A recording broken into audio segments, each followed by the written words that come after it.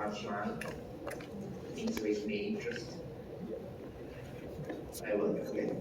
Your interview, like, when you are interviewing people, you want to know whether you know or not your patient. So you've got to keep the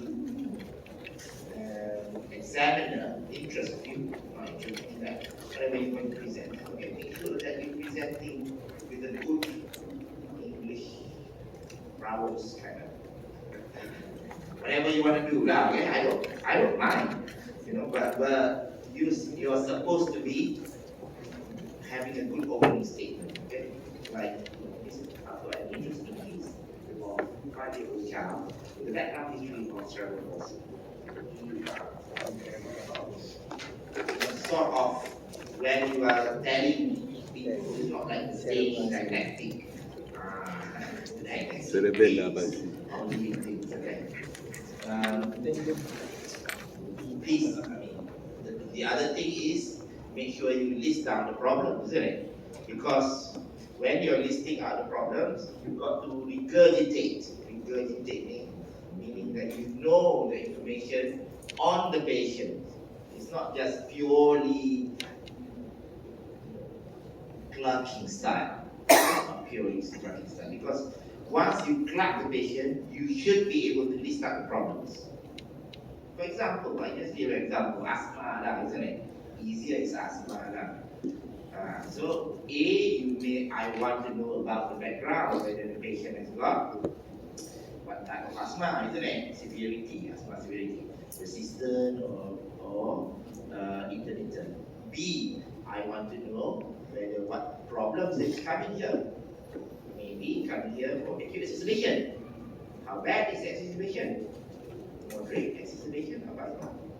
Okay. Number 3, why is it the child who's in the persistent asthma with the acute exacerbation now presented here?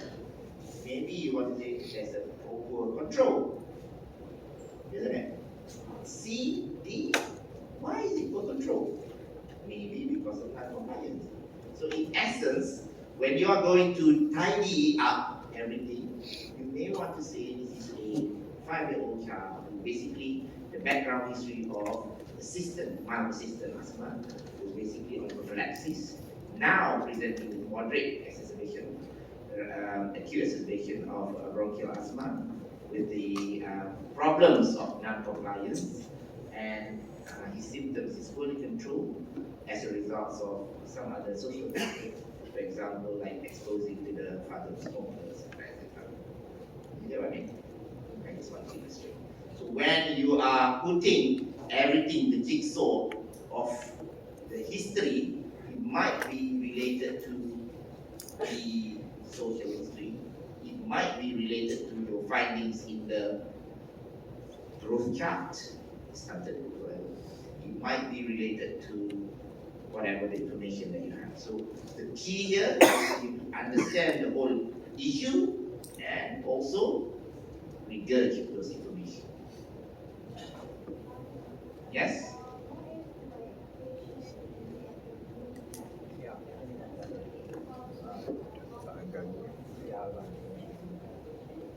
So it's the same, okay? If it's undiagnosed, you just say undiagnosed.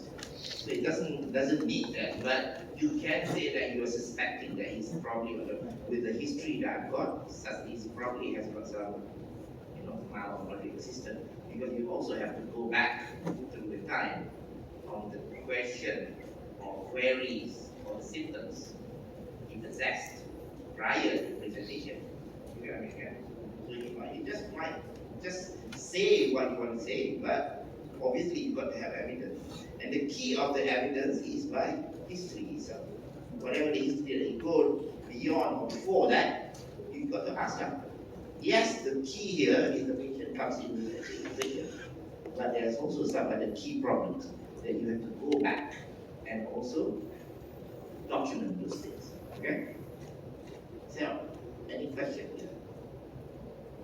So similarly, in any other problems, chronic problems, there should be a list of problems, not a single issue. For example, cerebral palsy, isn't it? Maybe he came in with aspiration pneumonia. But on top of that, he might have some other problems unresolved. Maybe constipation, maybe pain related, maybe because of dysplasia of the hips, maybe because of contractures, etc. etc. So you've got a list of issues that may be resolved or not resolved. Alright, okay. Risk, okay. And now also I prefer you to explore some of the risk. For example, if a patient has got Ruby strap, isn't it? Example, Ruby strap. Patient 1 month old, you think that this is late stage, late onset Ruby strap sepsis or pneumonia. And then you should explore some of the risk. Notwithstanding, you might want to ask about the risk factors in the in the family, for example, like risk of too crowded, family members. But you also have to explore the risk related to the mother, isn't it?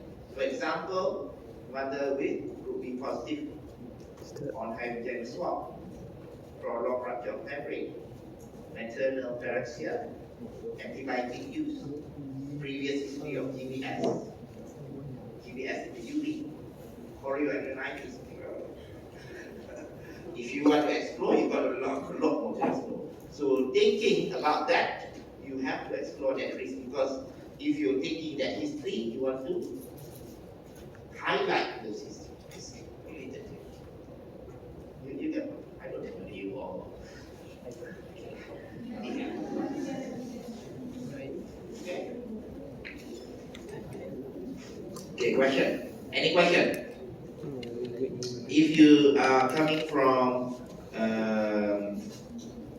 Belgaum, please just stop me, okay? If you want to ask from Belgaum, student from Belgaum, KLE, okay? Alright, okay. Okay.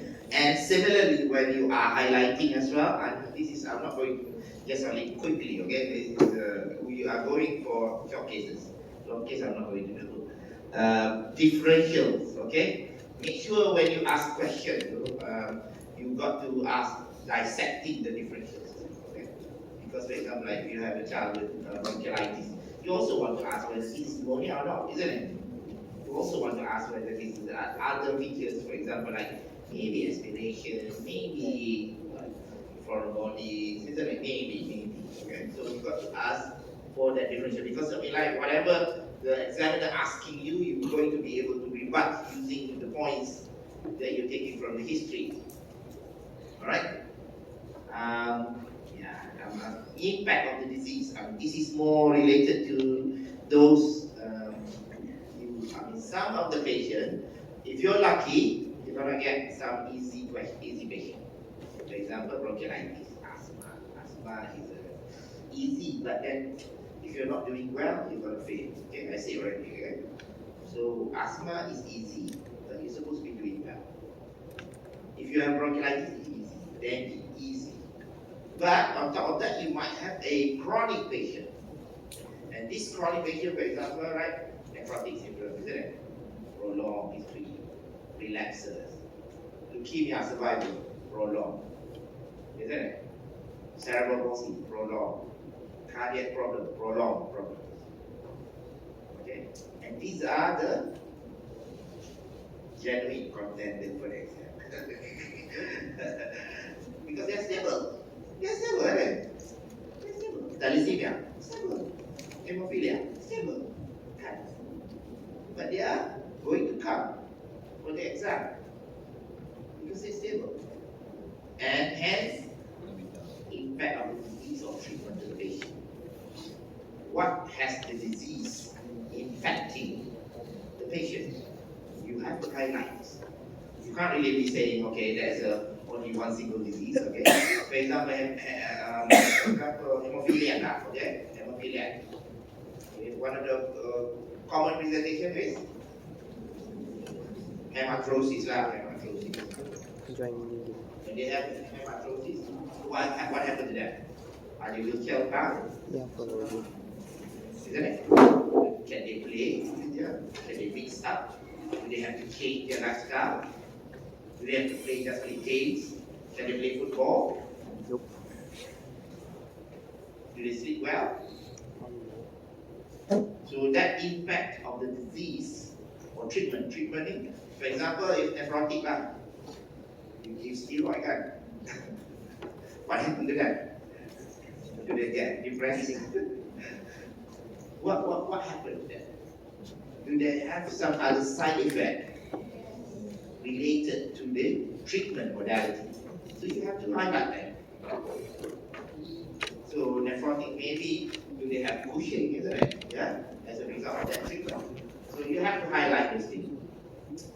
And psychosocial also similar, okay?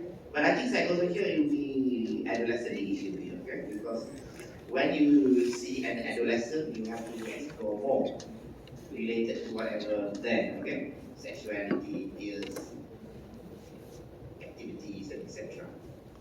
Because they have more impact. Please, when you are having, often those who can give a lot of risk is adolescent, okay? So if you have, for example, thalassemia, maybe 17, 18, what they want to do after that, after this, looking for jobs, and looking for a spouse, like normal people like you guys. Don't think about other than look for it. Okay. All right. Okay. That's it. Okay. So let's. I don't want to do this. Okay. Okay. Short case. We are going to focus on short case. I've got a couple of short cases. After this, we will play. When you are doing short case, okay. What systems you are going to get? Neuro, respi, Okay, neuro, yes. It will come. Anything else? Respi, CBS. Development, yeah, it will come up. Yeah. Anything else? Respi. SP, yeah, yes, that depends. Development, yes, it will come up. CBS It will, definitely. Well, Nama definitely. tak hilang. Development, neuro, and anything else? CBS. Cardiology, yes, it will. Okay. Anything else? Stature examination. It'll depend. Depends if we have. Depends. Which one is the killer? Neuro, development, CBS. Cardiology. Everybody will pay. Insanely hard. Why? Because they are expecting a 5-year specialty Bikram into a single year. If the patient has ejection systolic murmur, you say bad systolic murmur. If I say to you, you are a bad, similar, isn't it? Because that will lead to wrong diagnosis, wrong discussion, wrong everything. So how can you help? Can? Okay. If you have cardiology, I can say only maybe 20%. I don't know why. Because I think the key here is how you interpret the clinical science. How you interpret it. Because if you interpret it wrongly, as I mentioned to you, you're going to go down the different lane. We try to help you out, but you can't really help me out. In postgraduate, we're not going to help you out. Because this is clinical science, Patient is not lying to you. Patient is in front of you. It's you who are going to interpret. You. Okay? Nobody else. So, I think this is the key, okay? Development, easy development. Very easy development. Usually everybody can pass that. The problem is how you do it. If you say wrong, that's a problem, okay? Because development is just only you. The child therefore, and then you interpret that clinical stuff. That's all, isn't it? Other than that, it's not. You're not gonna go wrong about it. Alright? Okay, so listen to the opening statement. Okay? When the examiner tells you, okay, examine this patient's what? Cardiovascular system. So meaning his cardiovascular systems. Right? When examiner tells you examine this patient's heart, meaning maybe it doesn't the heart, okay? On the chest only. So listen to the instruction.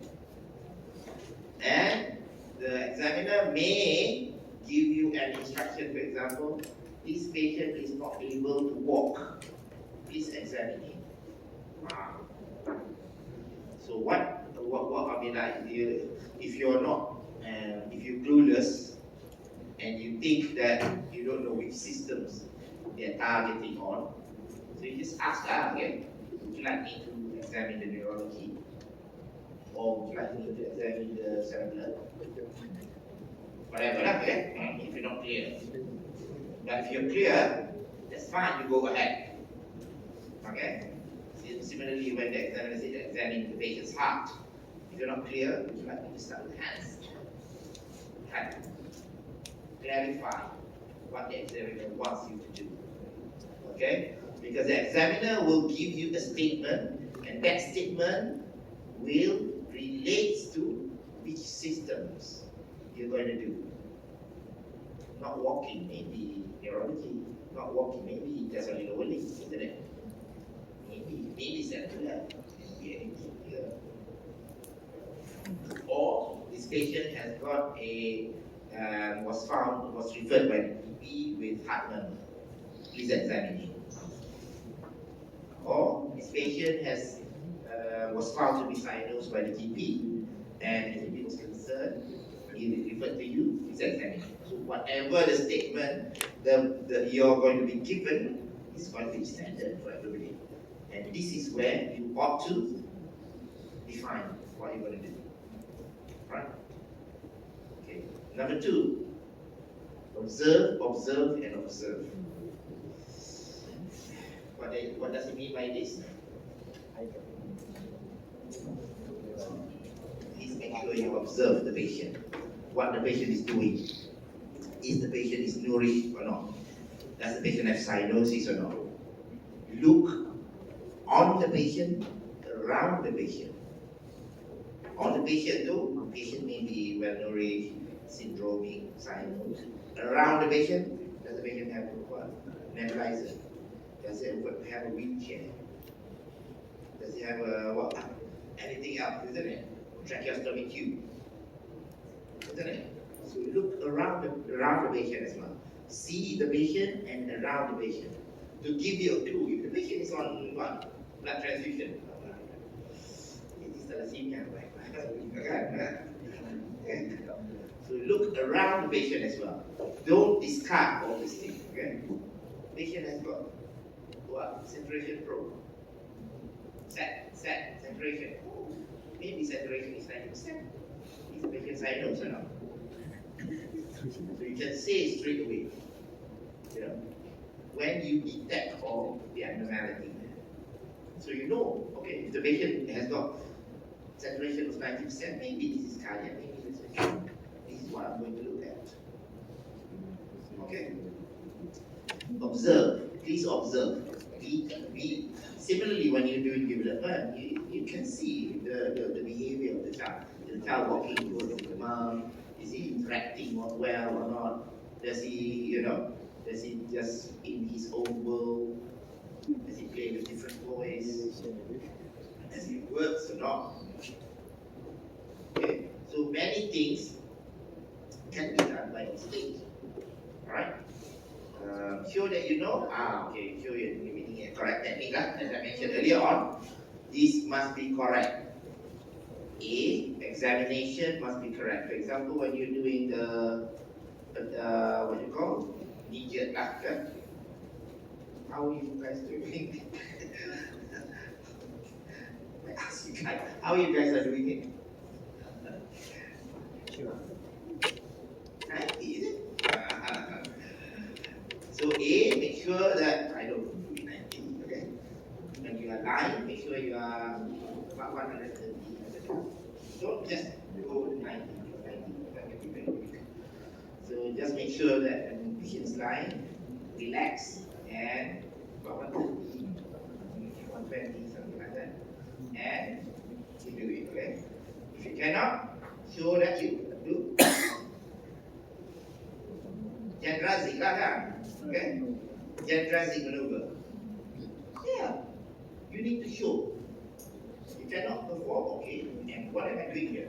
Is it right or not? This is where you are going to interpret. Is it because of I'm doing it wrongly? You can't really be interpreting it wrongly, okay? Because at the moment, the key here is to find the abnormality, okay? What is the abnormality? If it's normal, then it's normal. You can't have a mixed things. For example, you say this is upper motor neuron problems, and you have only what? No claudius. You instigating that this is upper motor neuron, but there was no claudius. You have to think, why is it no claudius here? You got hyperreflexia, no claudius. Is it because there's a protection at the end of the joint? Why? You have to think. If it's not consistent, you have to think. Why is it not consistent? What is the problem? Okay? This one I told you already, not to make up signs. This is really, don't make up signs. Okay? Make up signs. I mentioned earlier on, male, female, example. Don't make it make up signs. If you make up signs, it's really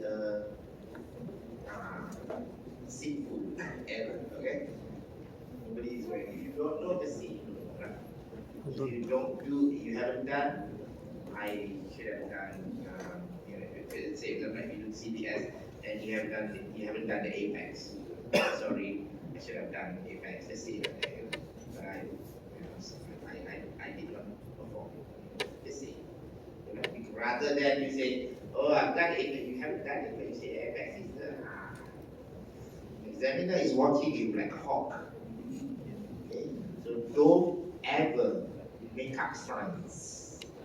Because if it's displaced, then you're not a very good doctor. You need to have another training, okay? Okay, don't make up signs. And confident in your finding, I think I told you already. And the other thing is one step ahead of the examiner. What does it mean, one step ahead?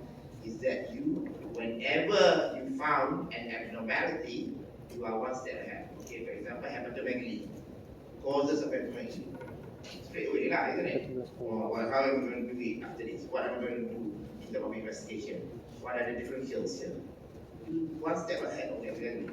Don't wait until the examiner asks you, okay, tell me about the cause of. When you are answering causes of, please be organized. I like students who are organized when you're answering. Don't just lambasting everything. Yeah? So meaning that you should organize, okay, oncology causes, for example, autoimmune cause, for example, don't just put hepatoblastoma and everything. Okay? You get what I mean? Be organized when you're doing that thinking process. Alright, okay, that's it lah, yeah?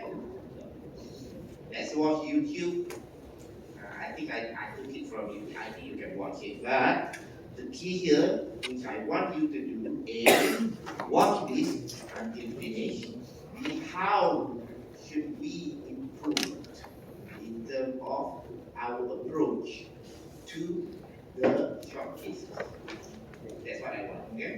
You all can, mention anything, but that's what I want. I want everybody to look at it, watch it, because I don't think, you all have got the training already, isn't it? So right now it's just going to fine tune of your approach and how should we do it. I'm taking a MRCP, but that's fine, MRCP can run a website. Okay. They're going to see and then comment on what we are supposed to be doing. Okay? Because we can't really be doing examining with